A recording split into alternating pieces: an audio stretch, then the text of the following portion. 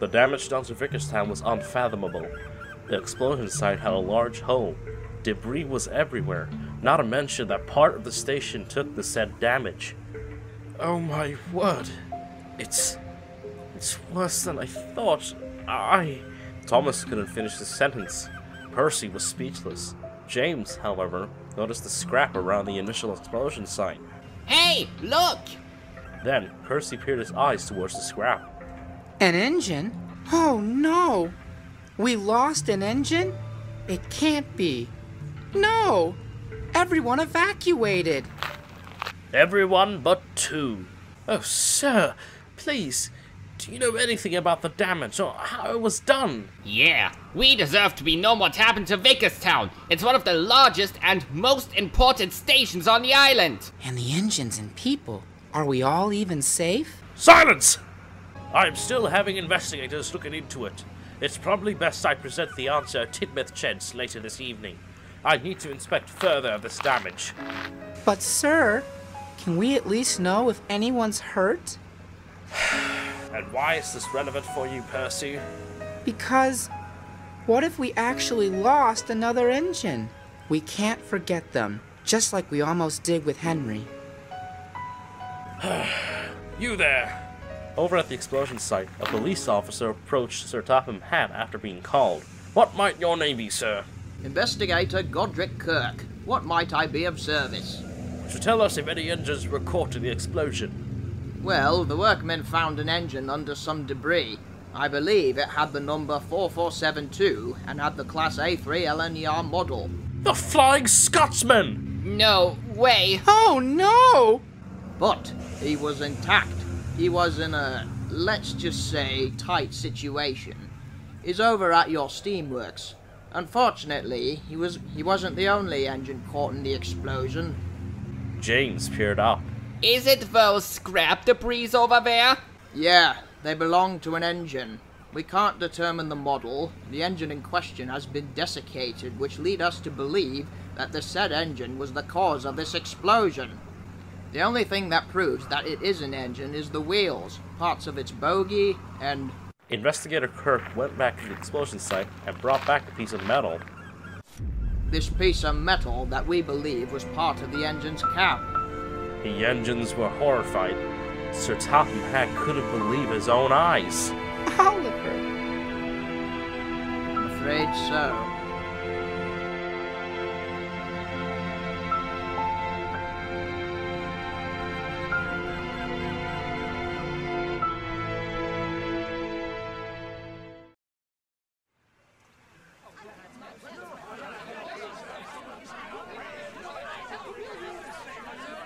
Let's all be realistic here. This is all too ridiculous idea of an accident being planned. Realistic? You want to be realistic, Toby? Then you should know that this is all too elaborate to label this as an accident. The evidence I've had so far doesn't make sense, and none of it connects with each other. Well, I agree with Emily. This is all too elaborate. Thank you, Alfred. And if you ask me, it's probably one of us. Excuse me? Everyone, listen to yourselves. You're all sounding insane. There's an investigation going on. All of you should wait for confirmation first, rather than making up speculations. Speculations? Edward, I thought you were smarter than this. This is all clearly an accident, period. Everyone, shut up! The engines went silent. They never heard pure anger coming from Gordon before. It was indeed a sign that what they were doing was not making the situation better. Just then, Sir Topham Hatt arrived along with the engines from the Little Western. Everyone, as you may know, a dark time has been casted over Sodor. You all know by now that Oliver is confirmed. Sir Topham Hatt paused. Their grief was holding him back. Deceased. And I've come to announce some changes. Changes, sir? A lot of changes, in fact. With Vickerstown destroyed, there's no way to get to the mainland through rails, as the railway board has decided to close the line between Vickerstown and Barrow and Furthest for the time being. The engines were shocked, but understood the situation. With Vickerstown, Sodor's boarding station gone, passengers and goods can no longer be transported. What will happen to the express then, sir? What about Pip and Emma? What will happen to them? The Wild Nor'Wester has been halted. With that, I've been forced to lend Pip and Emma to the mainland as they are no longer, well, useful.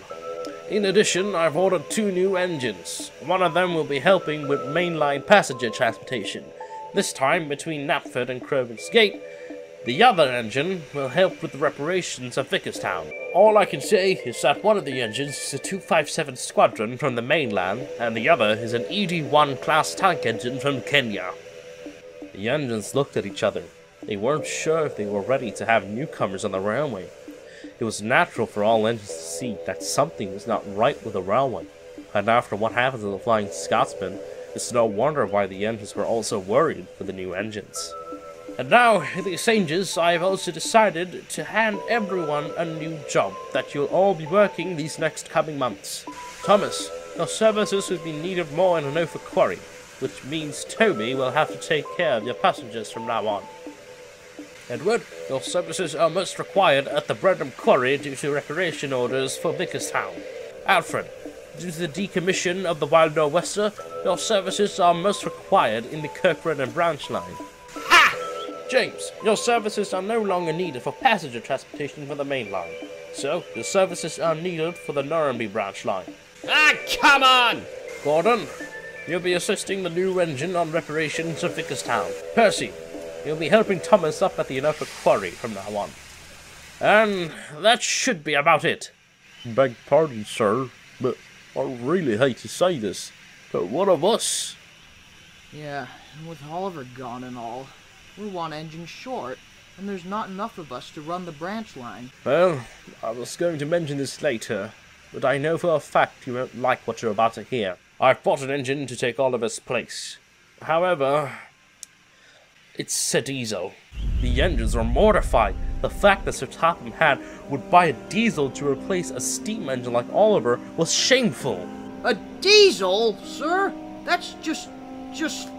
Disgraceful! Disgusting! Despicable! I know, everyone. It seems wrong to do so. But you all must understand that steam locomotives are no longer being produced. It's hard to constantly find new steam locomotives. I was lucky enough to find the 2 steam engines I mentioned earlier, so I'm afraid a diesel shall suffice. I'm very sorry about this. Now, I suggest that everyone should get a night's rest. All railway activity has been halted. I shall speak with the thin and small controller about the recent events. I wish all of you a good day. As Sir Topham Hatt left, the younglings were left with more questions. They decided to keep it quiet until tomorrow.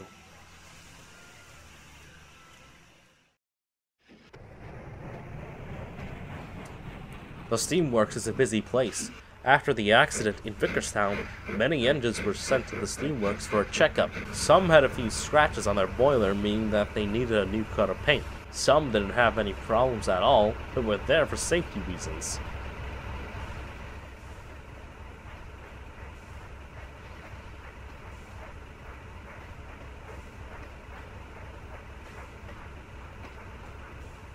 Gordon popped into the steamworks. He puffed up slowly towards the turntable. Jim is a narrow-gauge engine who is also the chief maintenance engine of the steamworks. Sir Topham Hatt and Investigator Kirk stepped out of Gordon's cab. Hello, gentlemen. What may I be of service? Jim, how bad of a condition is the Flying Scotsman in? Well, he came back mangled and crushed. I didn't recognize him at first, but we managed to restore his shape and place him on his wheels again. He either needs a boiler replacement. And how long do you estimate he'll be on overhaul? I'd say a year at least. Sir Topham Hatt was at a disbelief, but he understood the situation and thought he could cope with the information. Excuse me, but is the brake-bound that we found earlier today in any condition of speaking? Oh yes, he's right here. He just suffered some minor scratches, broken brakes, and screw-in coupling.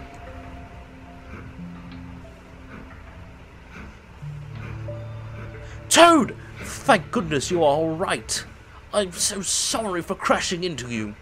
Oh no, Mr. Gordon. It is my fault that I was on the tracks. I merely prevented you from reaching Vickerstown. Gordon? The familiar voice called upon Gordon. He saw that his brother was in the worst condition he could ever imagine. The Flying Scotsman was stripped from his green paint and missing his second tender. Gordon slowly puffed closer to his brother. Oh my God, Scotsman, I'm so sorry. I'm a terrible brother and I'm a terrible friend. This is all my fault. I made you look like this and... Oh, please, Gordon, don't put all the blame on yourself. If anyone should be blamed, it should be me for trying to be Henry and help your work regardless of how you felt. Dear brother, you do find a way to impress me. Let's be honest, I should take the blame. I neglected your presence since you first came on Sodor. I should have accepted you as a Sudrian sooner. And well, now you aren't exactly a really useful engine.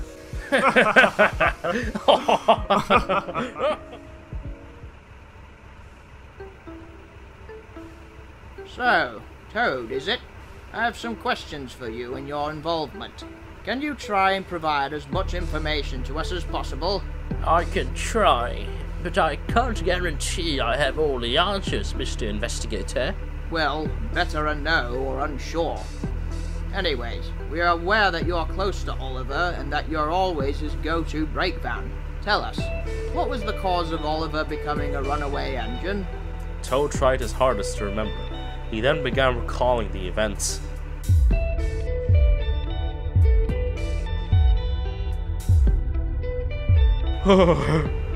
Toad, are you okay? Right, sorry. We stopped at Wellsworth. Mr. Oliver filled up on some coal, and then just before we reached Crovan's Gate, it sounded like his cab bursted. Right. So do you think the cause was that coal? Yes, I thought it was Welsh coal, and... Welsh coal?! Sir Topham Hatt's interruption surprised Toad and the investigator. Sir, Welsh coal? Pardon me, investigator, but hearing Welsh coal is something new. I can guarantee you that we haven't ordered any Welsh coal in the past decade.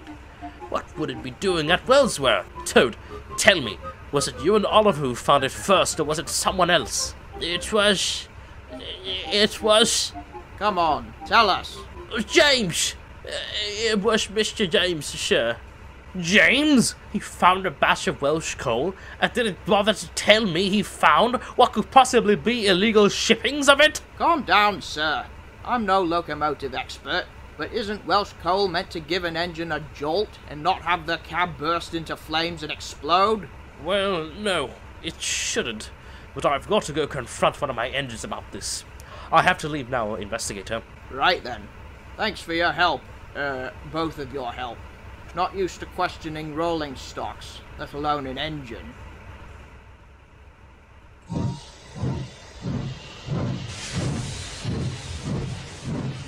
Toad felt like he has been some help. He couldn't still get the feeling of guilt out of him that everything was his fault. Toad, my dearest brake van, your time in the steamworks are over. You'll be back in service right about now. About time you're fixed, Toad. Sorry if this seems too sudden, Toad, but I received a call that you're being transferred to the Farquhar branch line. Feeling okay? Yes, I feel fine. Farquhar does sound like a refresher. Splendid! Have fun! Stay safe! Oh, don't worry, Jim. He'll be safe with us. At least I'll be away from his place. A place where I saw fond memories that has become sorrow and dramatic.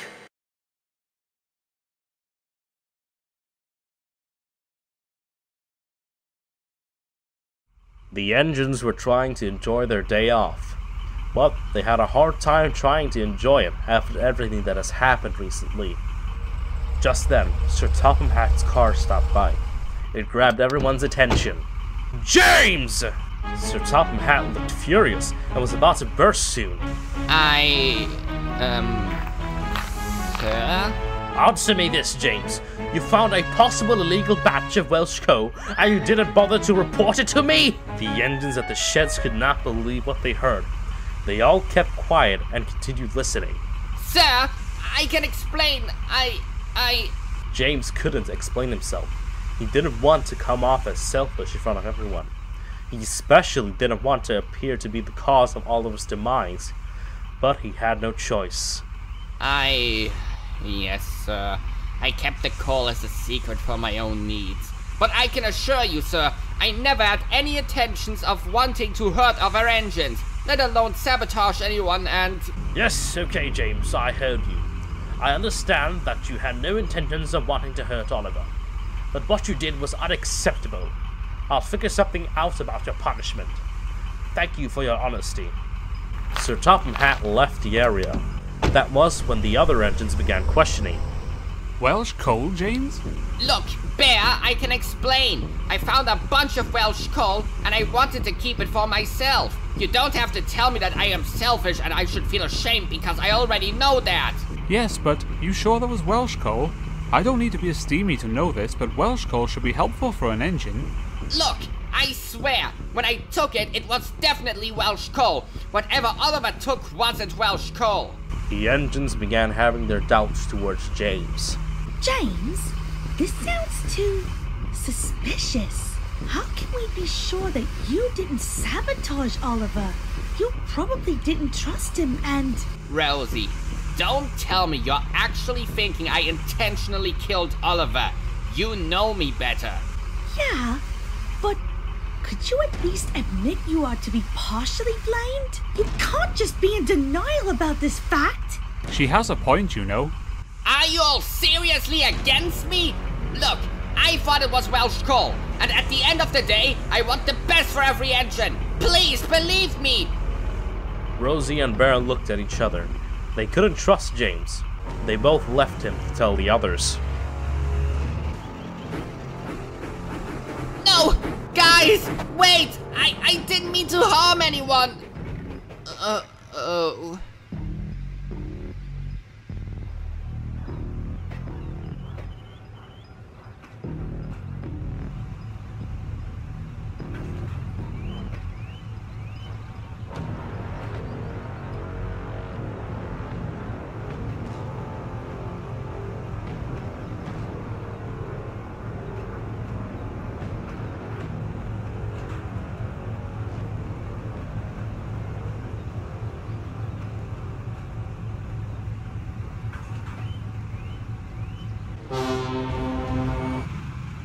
I trust you, James.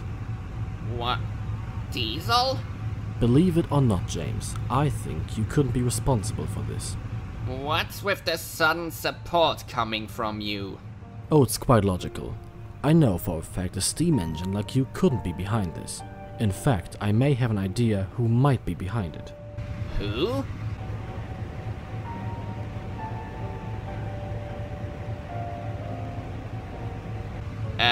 Hello?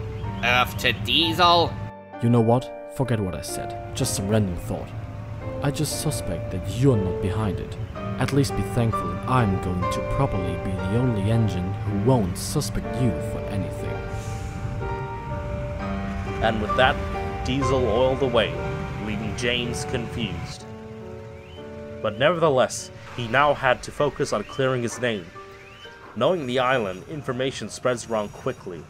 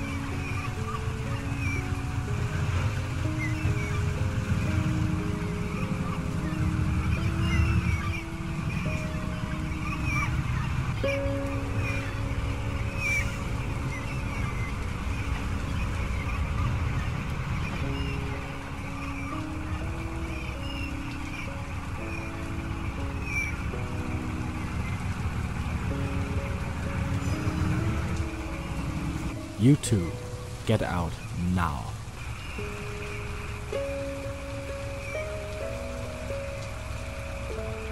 Diesel, you know it ain't too late. Join us and I promise you, he'll spare ya. Yeah, it's best to listen to our advice, Diesel. Our boss's plan is far greater and more dangerous than you believe. He'll eliminate every last one of these Sodrian engines, and we believe you're far greater than them. So once again, join us. Shut up. I want nothing to do with you, not after I joined your little group back in the Diesel Works with Diesel 10 all those years ago. His plan were a failure, and I still can't grasp the fact both of you are still convinced on eliminating Sodor's engines. What you've done to Oliver was disgusting and unforgivable. Oh yeah, alright, go back to your steamy pals, as if everyone has already accepted ya! Dodge, shut it. At the end of the day, the boss's plan doesn't need him. Both him and Captain Sodrian are better off without the likes of Diesel. We gave him a chance of survival, but it declined it. It's his choice. Oh yeah, what if he goes all tattletaling on us to the Fat Ham? If he were, what evidence would he have? After all, it's just one engine. He'll sound like a conspiracy theorist, and I know for a fact he's smarter than he looks. So be it.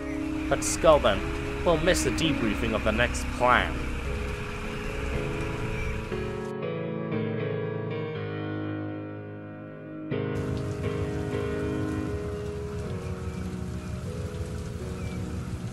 I helped both of you once. I will never, ever do it again.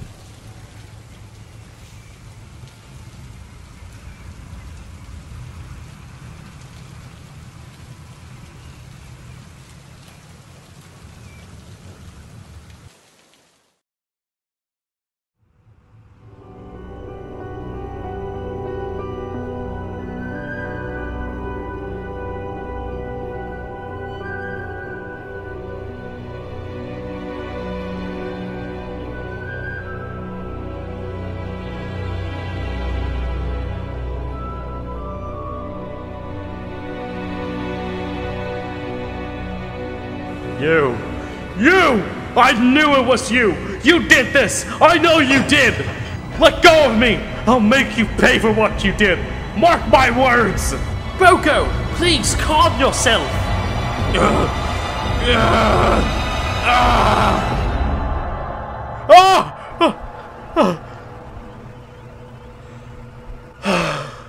It's been 2 years and I still can't forget that day. What has become of you, Boko?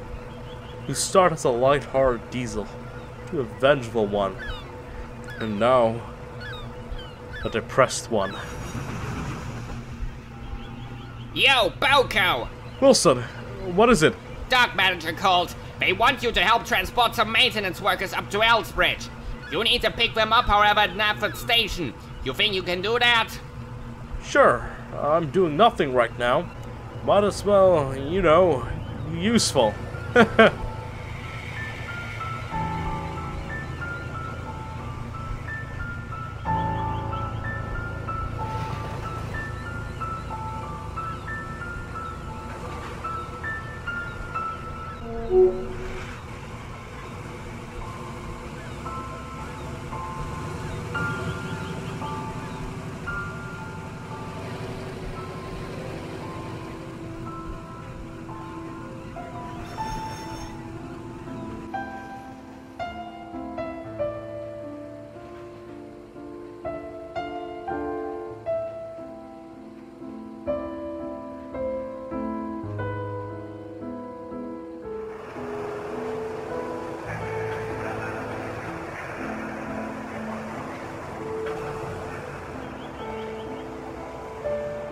Yeah, it's horrible. To think James of all engines to be suspected of murder. No sakes! That can't be true. I've known James for years. He would never do something like that. I know, Donald, but the way he kept that Welsh cold himself? and how he acts selfish and egotistical now and then, I just can't help but have that thought. With everything going on now, I'm not surprised rumors are starting to steam in everyone's smoke boxes. Poor Toad. Must be traumatic right now. Aye, I'm thinking about Gordon. The way he told us that he was so close to stopping Oliver. I feel horrible for that guy. Unbelievable. Not even 2 days after Oliver's death, they're already suspecting engines. And of all of them, it's James. Hey, old boy, the maintenance men just climbed aboard. Let's move it. Oh yeah, sorry.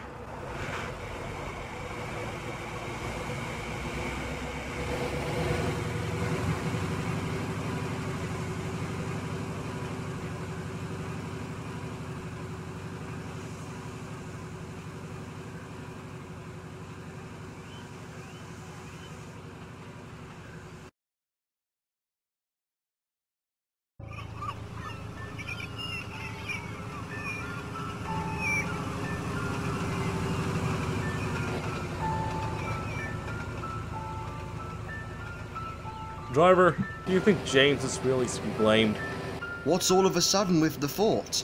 I just can't help but overhear the engines and Nafford suspecting other engines of being involved in this. Well, personally, it doesn't make sense. It don't? Yeah, James tampering with a pile of coal sounds too unlikely. You heard the rumor already? Word spreads quick to even us crew members, believe it or not. Then again, at the end of the day, this is all just an accident. That's what I believe. It's logical after all. I don't believe an accident as elaborate as this. Junctions all of a sudden changing, Welsh coal appearing out of nowhere. It don't add up. Oh, don't go all conspiracy theorist now. Don't overthink. With that, Boko kept quiet for the rest of the trip.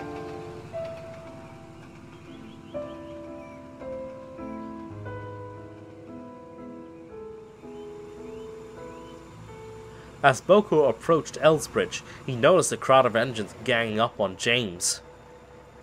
Listen to me! I'm not the villain here! I would never do something horrid towards Oliver! Oh, and why should we believe you? This all just makes too much sense. You needed a cover-up for your little Welsh coal stash, and you clearly took advantage of Oliver's special train to only tamper his coal and thus his eventual demise. Alfred! I didn't even know Oliver had to take a train to Vickerstown! And why should a suspect like you be trusted? You have always been an envious, selfish, and egotistical type throughout these years, James. Oh no, this is not going to end well. What is it now, James? Another pathetic excuse?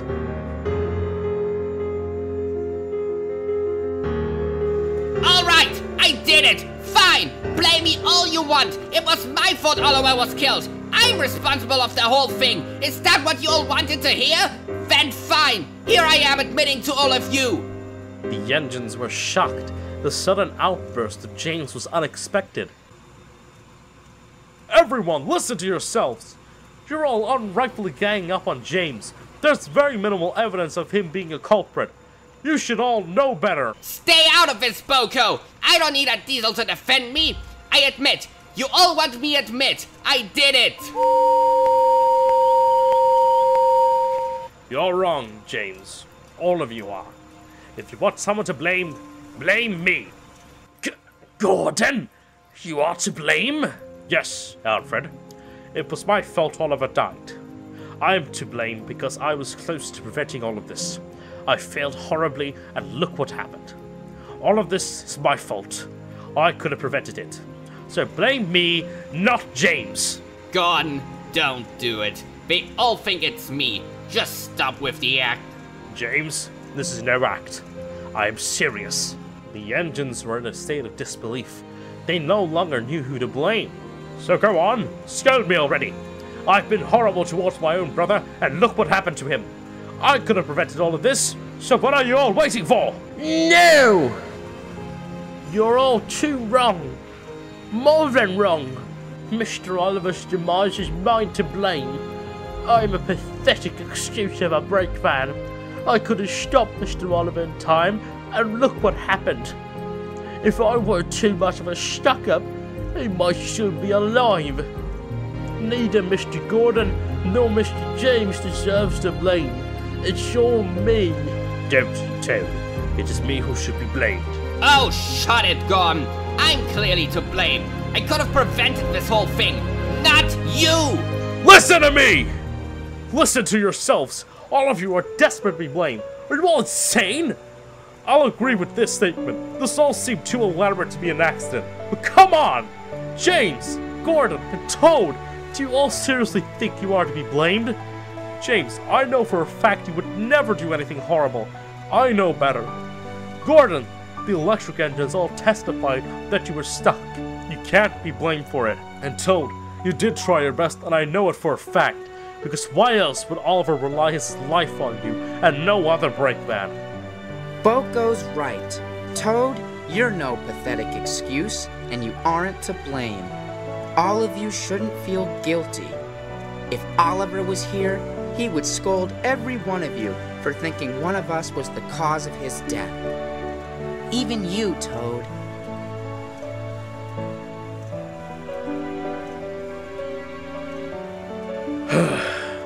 Listen to us. We're all intentionally making ourselves sound like the villains. We sound ridiculous for putting the blame on ourselves. Mr. Percy's right. Mr. Oliver wouldn't want any of this. I'm sorry. I don't know what else to say. None of us don't know what to say. These are dark times, and I believe it'll just get worse if we all keep blaming each other and take unrightful guilt.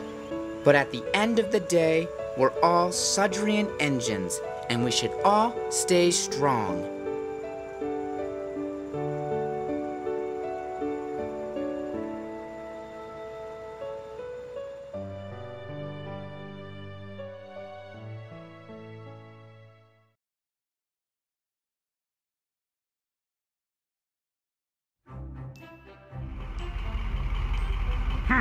Where are those engines? They're awfully late. How confident are you in these new engines, sir? Enough to buy them and task them to heavy duty. That's how confident I am. I did receive word that the replacement engine for the Little Western has been delayed, but I know for a fact these other two engines should be arriving right about... Speak of the devil.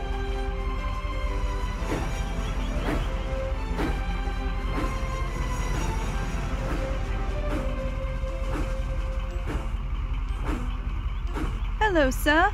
We're sorry that we're late. We were in a holdup at Tippett Station, was it? No worries at all. What's important is that you're all here in time. I think both of you will serve the Northwestern Railway well for the time being. What was that? A hold-up at Elsbridge? Alright, I'll go and clear things up then. I'll leave the rest to you then, Bear. If you don't mind, that is. No worries, sir. I'm more than honoured to show these new engines around. Delightful.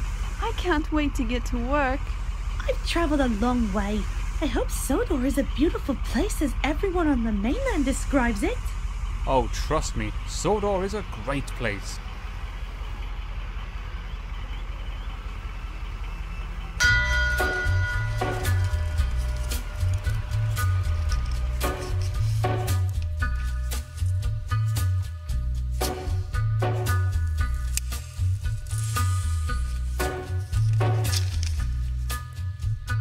Take a little walk to the edge of town and go across the track,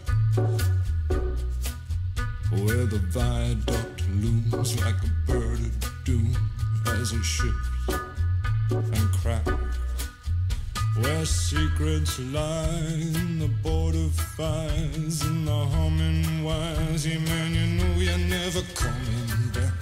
Past the square, past the bridge, past the mills, past the stacks. On a gathering storm comes a tall, handsome man in a dusty black coat with a red right hand.